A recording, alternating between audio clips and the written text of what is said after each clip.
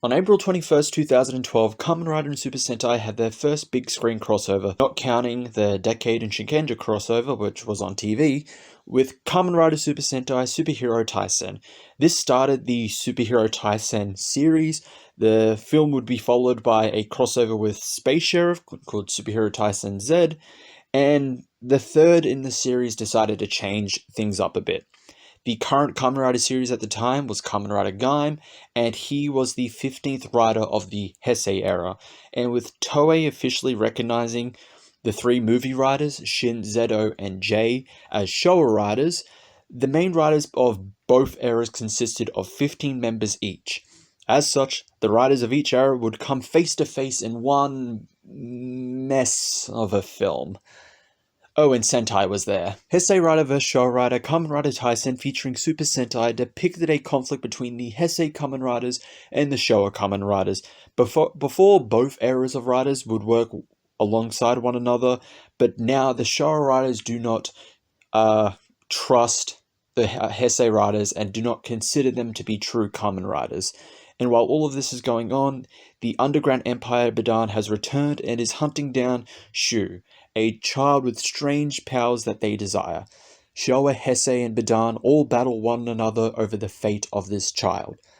Starting off with why I think this film is a mess is just the idea of the premise alone. The hero versus hero trope is overused. It is a very overused idea, and considering it was already done in the first Superhero Taisen, this wasn't particularly fresh. But what is really frustrating is the entire conflict itself. The Showa Riders state throughout the film and also in the prequel special that they would never work alongside the Heisei Riders as they don't consider them to be true Kamen Riders.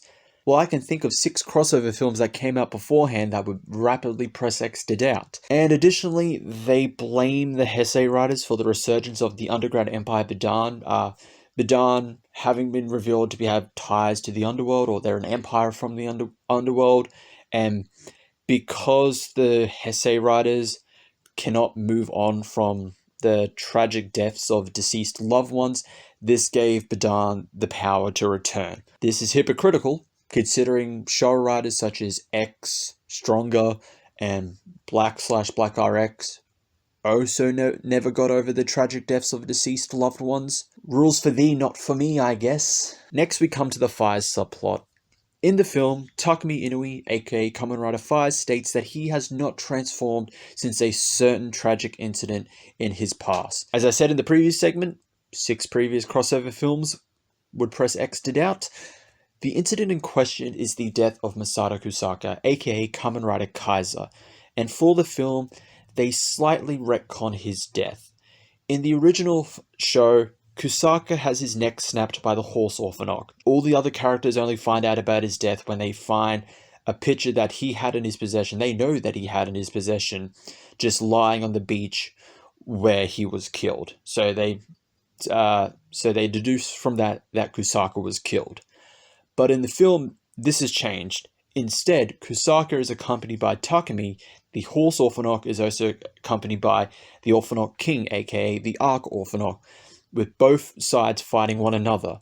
And during the fight, Kusaka is forced out of his transformation and then set on fire by the horse Orphanok. And as he dies, he berates Takumi for being the one that lived, that is not currently dying. Kusaka believing that he, having actually something to live for, is more deserving of surviving even longer. And this is the moment in question. This is the incident that traumatizes Takumi, and he decides not to become Kamen Rider Fires from then on, until the events of this film. The thing is, this contradicts Fires' ending, where Takumi, Yuji, aka the Horse Orphanok, when he redeems himself and becomes Kaiser again, and then also Kamen Rider Delta all team up to fight the Arc Orphanok. So if Takumi was affected by Kusaka's death, and this meant he didn't want to become Fires anymore, how can he fight the final antagonist of the show? And granted, in the show, when Takumi finds out about Kusaka's death, he is sorrowful over it, but not to the point where he would just quit being a Kamen Rider. And also, I think the main reason this was done for the film was to hammer in the show writers' points against the Heisei writers that they can't move on from deceased loved ones. The thing is, I don't believe Takumi would ever consider Kusaka to be a deceased loved one. Kusaka is, for all intents and purposes, a douchebag.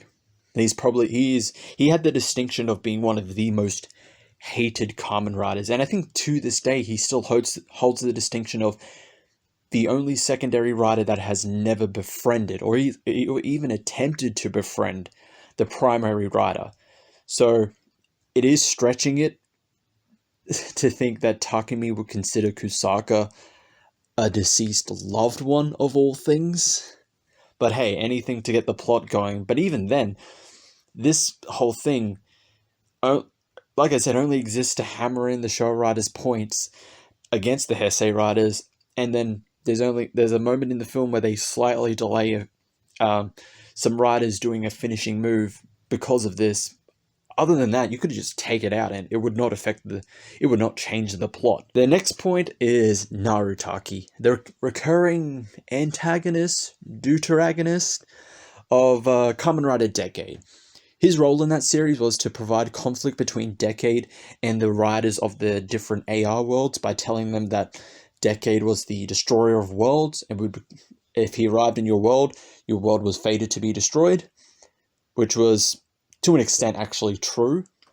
But in this film, Narutaki is more of an ally to the Kamen Riders, which isn't entirely false, apart from times when he would attack riders in order to stop Decade, or when he was directly antagonistic against them in a couple of films. But here he's an ally, and he's also on better terms with Decade, despite the fact the last time we saw them together, he still hated Decade. So where was this character change? Why is his character weirdly inconsistent for some reason? I can tell you. Plot.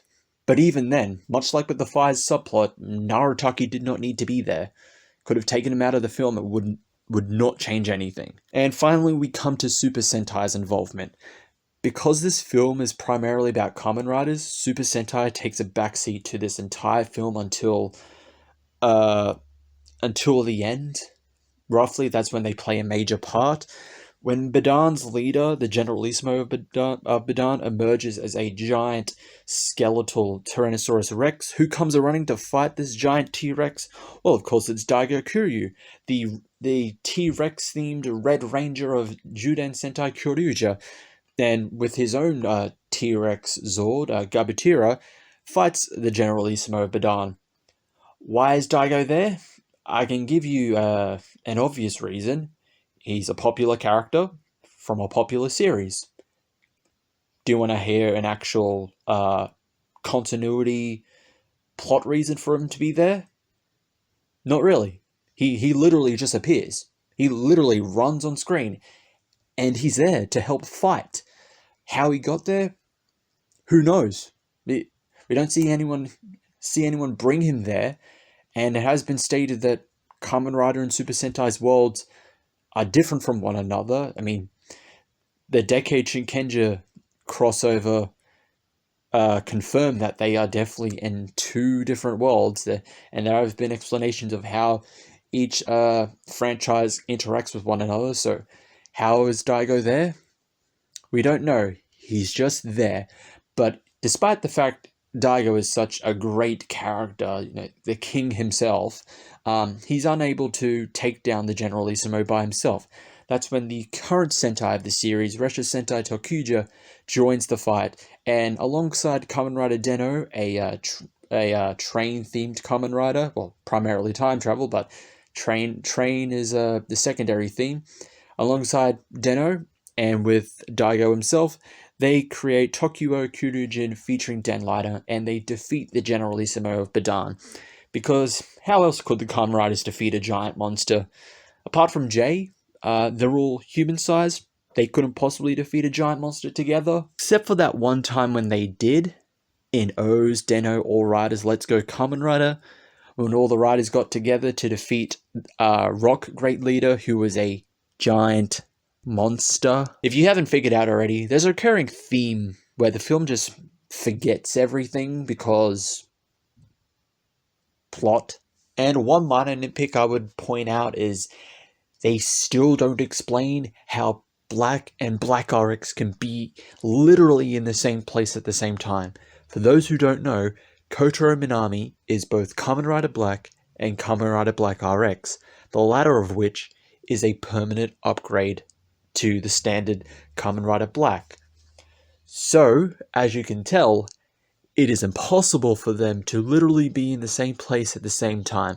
Luckily, there are two ways to explain this. One, time travel, courtesy of Kamen Rider Den-O, who has a time-traveling train. Two, Kamen Rider Black is from the world of Black, one of the AR worlds that Decade has visited. But the thing is, these two options would not work given the premise of the film. Given the whole conflict between the Showa Riders and the Heisei Riders, it would not make sense for a Showa Rider to have help from a Heisei Rider. I mean, I'm sure the Heisei Riders would want to help, but like I said, given the conflict, Showa Riders wouldn't want their help. So, even then, the easiest possible explanations would not work. But overall with the film is fine. Like, if you ignore a lot of the messes, it borders between bad to average. It is a film that I would honestly just rework the entire concept of it, just rewrite the entire film. But that's my thoughts on Kamen Rider Taisen. If you've seen it, what are your thoughts? I'd like to... Do you agree with me? Do you disagree with me on points? But that's it for the video. I've been Chris. You can subscribe, hit the notification bell, all of that jazz. Follow me on all my social medias. You can follow me on twitch.tv/OzChris774. I stream there almost every day. But that's it for the video. I'll see you all in the next one.